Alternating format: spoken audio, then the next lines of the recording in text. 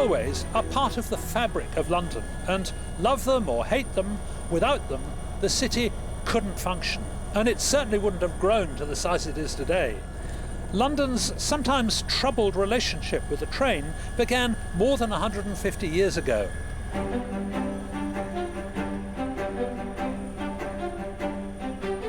I've come to the Kew Bridge Steam Museum to find out how the railways came to London. This lovely little loco was originally built to shift slate round a quarry in Wales, but she's just like all the locomotives that took coal from barges on the Thames up to boiler houses inland. And basically she's the younger sister of the big steam locomotives that brought trains into London from north, south, east and west, smashing down slums and causing new suburbs to be built. Now, Phil, how's she going? Not so bad, thank you very much. Good. Will she ride with me on board? Oh yeah, I think we can. Go on, let's go. Right. The world's first ever steam locomotive was built by the brilliant Cornish mining engineer Richard Trevithick in South Wales. This was 1804 and it pulled 10 tons of pig iron from the Penydarren Ironworks down to the bay at Abercynon. Now, tell me how Trevithick brought the steam loco to London. Well, obviously with 1804 and the Penydarren tramway worked so well, he decided that he would broaden his horizons and came up to London with his roundabout railway called Catch Me If You Can Railway. So this was a sort of fairground ride? Fairground ride, charged a penny, but unfortunately wasn't financially successful. Trevithick's circular railway at Euston Square ran for only 2 months. It had one major problem. The weight of the 8-ton engine kept cracking the rail. Trevithick broke all the rails? Yes, because of the heavy weight of the engine, they were using wood and iron rails. The engine was breaking the rails on the joint.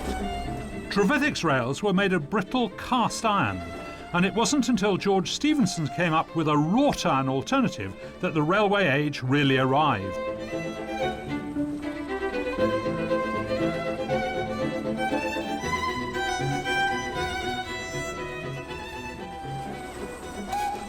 Thanks very much indeed.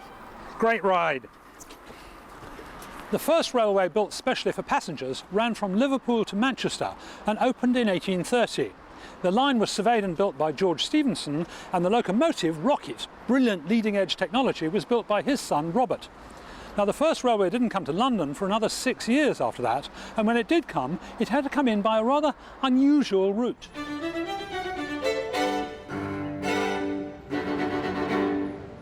Now, building a railway line from the country into London obviously wasn't going to be easy, particularly when they had to come through built-up areas like this. The first railway line to be built came from Greenwich and was finished in 1836, and they avoided the problem of having to plough through all these houses and businesses by leapfrogging the roads and doing the whole thing at roof level. Look at this, on a viaduct, no fewer than 878 arches. Now, there were some advantages to this. It meant they had to buy less land than if they'd done it at ground level. But there was a problem too, because the hundreds of navvies who built this thing used so many bricks every day that they caused a nationwide brick shortage. Isn't it wonderful? The venture was financially risky, and the company was obviously worried about losing money because they hedged their bets in every way they could think of. As well as the railway up there, they also built a footpath, and they charged pedestrians for the privilege of walking along beside the tracks. They even tried to sell off the arches themselves for housing, but it never did catch on. I guess it might have been a tad noisy living actually underneath a railway line.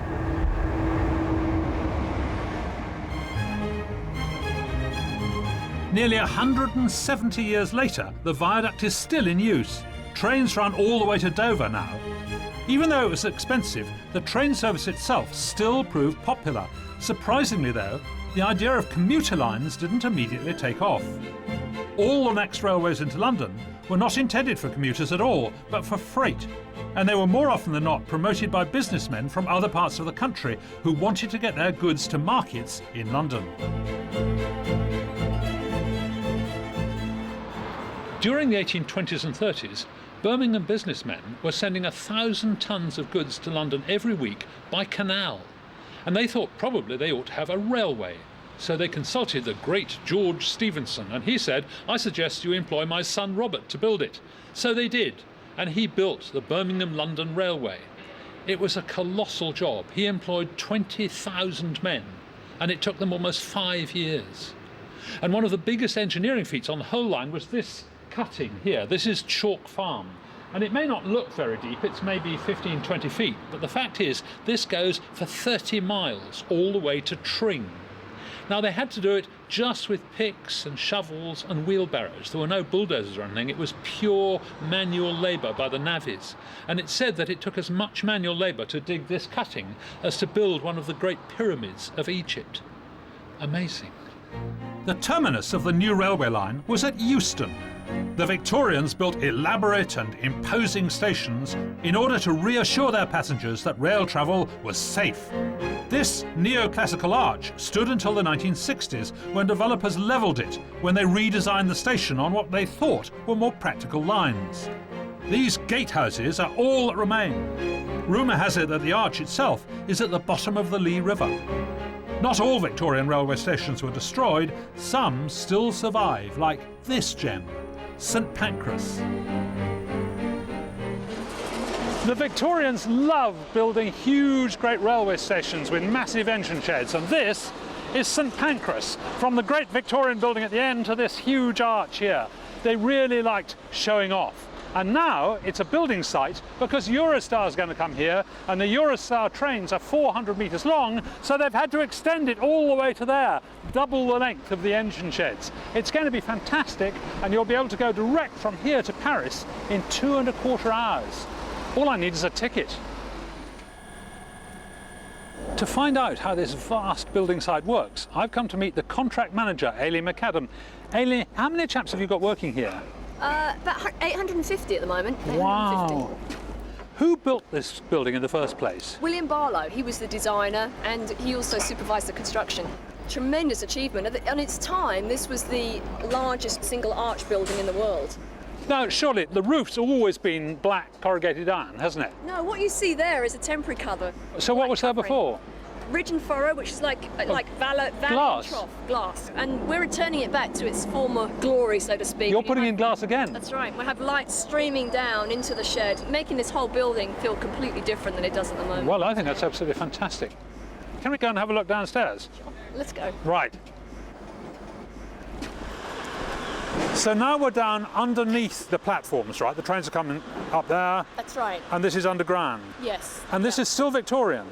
Yeah, this is what we call the undercroft, which was created because when Barlow was looking at building St Pancras Station, he decided to come in over the canal rather than under the canal. Our next door station, King's Cross, comes under the canal and the platform's there at a ground level. Right. Because he came in over the canal, he had to elevate the platforms at the first floor, creating this huge void underneath, which was a massive basement. Yes. Which he actually used it as beer storage. Yeah. Yeah, one of the big reasons for creating St Pancras was the Midlands at the time were booming, coal and beer, and he wanted to be the main outlet for the whole of London. So he Fabulous. used this area as for storing beer. This would be full of barrels then? Full of barrels. An interesting fact is that the distance between these columns is exactly 3 beer barrel lengths. That was one of his design specifications. Wonderful. So these are original Victorian columns? They are. They're cast iron columns. They've been here for 150 years. Now look, I don't want to worry you in any way, but there does seem to be a hole here. Is that deliberate, or have you made a mistake? Part of our design is to cut a hole in the old train deck slab, and what that will do when light will stream down from the new roof that we're putting on. Right, so that's all going to be glass? That's all going to be glass. Stream down through the glass into this area here, and we're reusing this area to house passengers for the international departures, arrivals, passport control, customs, immigration. We're reusing this vast space. Let's go and have a look upstairs. And this is part of one of the arches holding up the roof, yes? That's right. It's enormously high. It is. Something that Barlow was very keen on. He wanted to make a big mark, a big statement. It's the main line coming into London, and this is their building. So he was very keen to make it higher than King's Cross. They did like big nuts and bolts, didn't they? They did, yeah. This is what we call a boot. Right. So this ties the arch, which we just talked about, into the cross tie. Okay. Which we saw from down below. Right. Which keeps the feet of the arch together. Right. And then in turn, connects down to the columns. Right. To go down deep. OK, so they're sitting on the columns in the earth. That's right. So tell me about what you actually sit on top of the pillars. Well, over here we can see a bearing. So this is the top of one of those cast iron columns, yes? Cast iron column is underneath here. Right. And this is a bearing we put on top of every... Just this piece? That's it. So the whole of the deck is going to sit on these bearings, and then it will be able to move sideways. Oh, hey, I can move it. That's right. So the trains will move it inches, I would think. Well, centimetres in your world. That's right. So the concrete deck can move independently from the cast and mortar structure. That's really cunning. Yeah. Anyway, you've only got another week or two on here, haven't you? Well, good luck. Thanks very much indeed. Thanks. There's also some redevelopment work going on round the front of the station, where the Victorians built that vital part of any railway development, a grand hotel.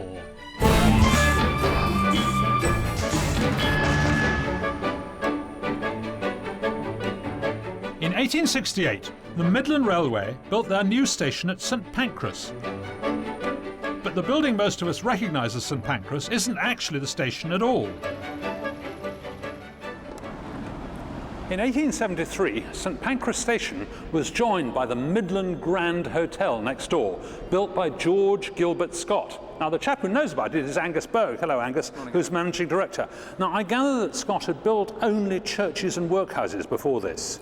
Well, that's right, and he entered the competition for the Midland Hotel, and he decided that what he was going to do was this was his last chance to build a grand Gothic revival building. So he poured every last piece of opulence into this building and very nearly busted the Midland Railway in doing it. Wonderful. And it is ludicrously over the top, isn't it? What are these columns made of? These are solid marble, and then you see some gold paint above, and you can see the effort that went into the decoration at the high level of these walls. Right. Now, what were the problems that stopped it being, you know, the grandest hotel in London for the next century?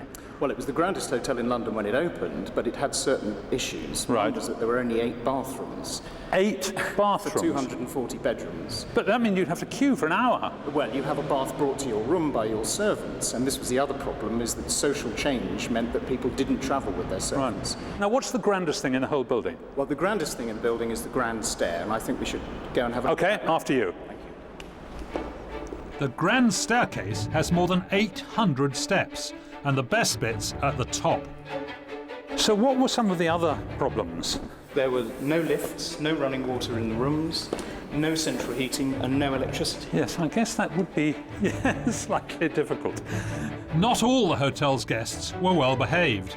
The Australian cricket team of 1930 were particularly troublesome. They stayed on the 5th floor, apparently, and used it for net practice when the weather was a bit crossing. But they did do a tremendous amount of damage, and were sent a bill for the repairs afterwards. Good, good. Just like rock stars.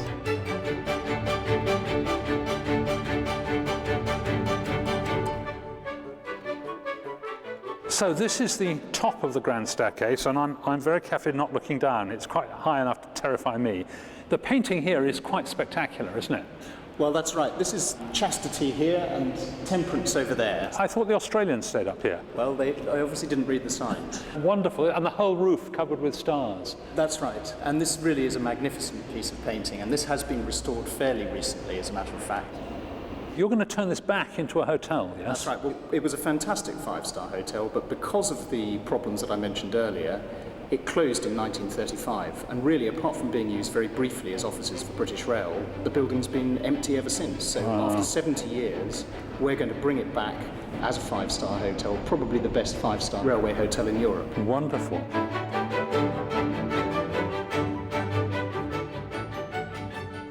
The Midland Railway Company really spent money on this building to make it such an opulent place. And I can't help wondering why. Well, one chap who knows is Roydon Stock. Now, this is a very elegant room, isn't it? Fabulous ceiling. Yes, a wonderful room, built as the boardroom for the Midland Railway. It overlooks their nearest rival, the Great Northern. And I like to imagine their General Manager, James Joseph Allport, standing up here with a big catapult, trying to smash the windows in. Yes. But it's funny because that's a really boring building, isn't it? There's no doubt about it. It's boring but functional, yes. Yes. Certainly functional. Whereas this building is beautiful but dysfunctional. Yes. bit of a white elephant in its day, and as Scott said himself, almost too good for its own use. Now, you said they'd be taking out the windows with a catapult. Was there really a lot of rivalry between different companies? Yes, there was. After the Great Exhibition of 1851, the Midland Railway realised they needed to build their own line into London. So they really wanted to make an impression here. As well as building a station, they wanted to show off. And they wanted to bring in things from the Midlands. This was to be a showcase for the Midlands as well. The bricks on the outside are from Loughborough and Nottingham. The stonework is Ancaster, Ketton. The tiles on the roof were from Leicestershire, mainly. It's all from the Midlands. Amazing. Not all of London's stations are quite as grand as St Pancras, but the remarkable thing is that the city has so many mainline stations, 12 in all. Landowners and Parliament tried to keep the railways out of the centre of the city, and so we have an arc of stations in North London from east to west, and the big three in the south. Only Charing Cross and Victoria are really in the centre. But all this led to terrible congestion on the roads between all these stations. A solution was desperately needed. I'm sitting here with Christian Woolmer, who's just written the definitive book about the London Underground. Christian, why did London need an underground? Well, if you imagine London in the mid-Victorian age, it was a very crowded place. The roads were complete chaos. There were carts, there were horses, carriages, probably something like Calcutta is today. And so they really had to kind of think, what can we do about this? How did they actually build the line? Well, the early underground railways were built by cut and cover. They basically dug up the streets, put a railway inside and covered it over again. And that was kind of a pretty crude way of doing it, but it was very effective. Cut and cover was a messy business. Every time a new line was dug, whole neighbourhoods were thrown into disarray. Underneath the roads was a mass of cables, pipes, sewers and all sorts of stuff, which they kept digging up. And then they left piles of dirt and tools all over the roads, and eventually people started to complain. And the Metropolitan did make some attempt to compensate them, but only in rich areas. Poor people who were thrown out of slums got nothing when the slums were pulled down. Here in posh Bayswater, where they extended the Metropolitan line, they made an attempt to cover up the mess. And if you look here, there's a very elegant row of houses. And if you come along this side, suddenly, look, all the windows are fake. They've been painted over. And if you look at the front door here, there's no handle. There's no letterbox. It's concrete. Messenger boys and postmen, young new postmen, have been sent here ever since to play jokes on them, because there's no house here. It's just a front. And behind it, there's nothing but a railway line. Come and have a look. Here we are. Here's the back of that same... look! There's a tube line right underneath. There's no house. In the old days, you see, they had to leave a hole to allow all the smoke and steam to come out. Now they don't need the hole, but there's just a gap between the houses held up by those great girders. It is wonderful. The advent of electric trains and new tunnelling techniques meant that deep level tube lines were able to be built. This led to a massive expansion of the underground network in the late 19th and early 20th centuries. What influence did the underground have on the way that London was built? Wherever it went, if there were green fields there when it was built, within a few years, most of the green fields would be gone, because basically it stimulated the growth of housing. So in a way, the transport system was built before the houses were there. It created a London, as it were. Railways changed the face of London forever. Not only were new suburbs built, but old areas were knocked down and populations were uprooted. Here at the Acton Depot, I'm surrounded by ancient trains of every colour and vintage. But I wonder what effect the railways had on the people when they were first built. The head curator at the London Transport Museum is Oliver Green.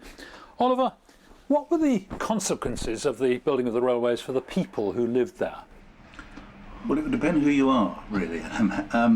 The railways were both destroyers and creators in many ways, because they came to London and just knocked through great neighbourhoods of London, usually the poorer neighbourhoods. And obviously with people there, it meant they lost their homes, they had to move somewhere else, there was no compensation for them.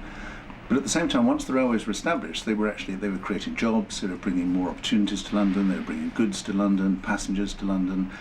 And in that sense, they were quite a creative impact on London. How were working class people able to take advantage of the railways? There was the Cheap Trains Act, which tried to force the railway companies to offer cheap transport to working class people who'd been displaced when the railways came into London. And the hope was that these people would be able to move out to Edmonton, Enfield, somewhere like that, and commute into work. Of course, in practice, it was never the same people. And those who'd been displaced probably they couldn't afford to move out, even at the cheap rates. And again, there is a sort of division between East and West here, because the Great Eastern Railway, who had extended into Liverpool Street from their original terminus at Bishopsgate, part of the price of doing that was they had to offer cheap fares. Oh, I see. Okay, right. And they actually set about that with quite some relish, and that's remained to this day. That if you go, Liverpool Street is still one of the busiest stations. There are a huge number of trains coming in at rapid intervals, coming in from the northeastern suburbs, which from that day onwards, and still to this day, are much more in the way of working class suburbs of London, and of course the whole of East London is to some extent. It's probably no exaggeration to say that the railways have done more to shape London than anything else. It's something everybody uses, and there's no other city that has that kind of link-in with I mean, railways are the complete lifeblood of the city. They were in the 19th century, and they are today. Railways may seem endlessly frustrating to the modern commuter, but slowly improvements are being made to the ageing infrastructure of the original railway city.